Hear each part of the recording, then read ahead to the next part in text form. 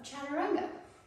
It's really the only Chaturanga that I really like to do and like to teach, because it's very informative for students to see how Chaturanga is really not about upper body strength at all. It's really about being in the middle of your joint, having space in your joint, and getting a muscle to show up where it is. It's actually about coming through yourself also.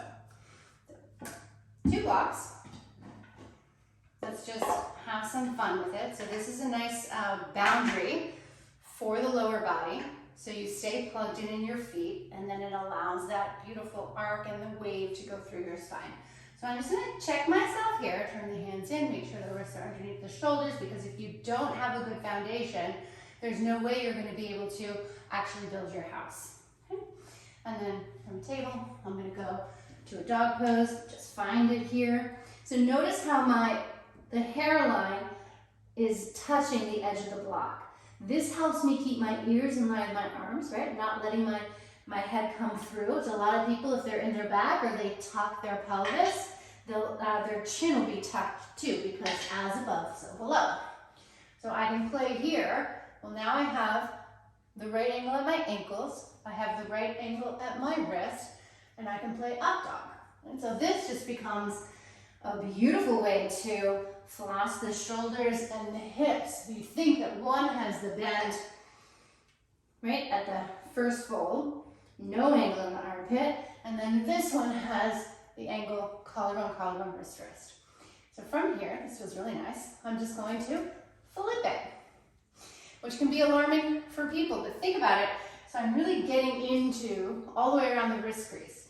And when you have a clean ankle and a clean wrist, well, you have a clean neck, because there are 5 necks in the body, 2 wrists, 2 ankles, and your neck. And what you don't want is a bottleneck. So I'm plugged in. I feel myself coming through that portal from collarbone to collarbone, wrist to wrist. And now to get to Chaturanga or teach Chaturanga, well, I need an extra fold. And back up. For people that do this first time, just getting the turn of the arm, because really what I'm doing is turning the lower arm with the upper arm, which turns the fingers back. Some people will be stuck out here, which will put a lot of weight in the pinky side of the wrist, which will not create that open, easy feeling in the neck.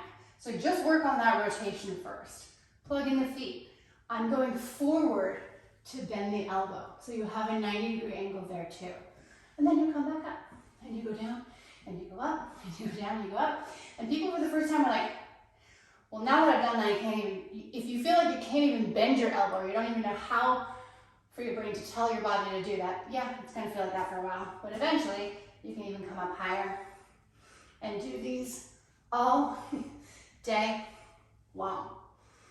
If you have a friend, ask them to sit on your feet, because that will get the oomph of the leg. So if you're kind of caving in here, that's gonna put too much weight. That'll be why you can't feel like you can bend your elbows. So get your legs working, and then you'll be able to fold.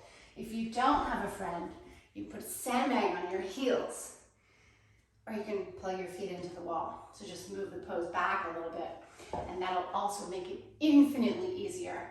And it just shows you, right, when you have a strong foundation, well, you're able to go everywhere, because the goal is to live in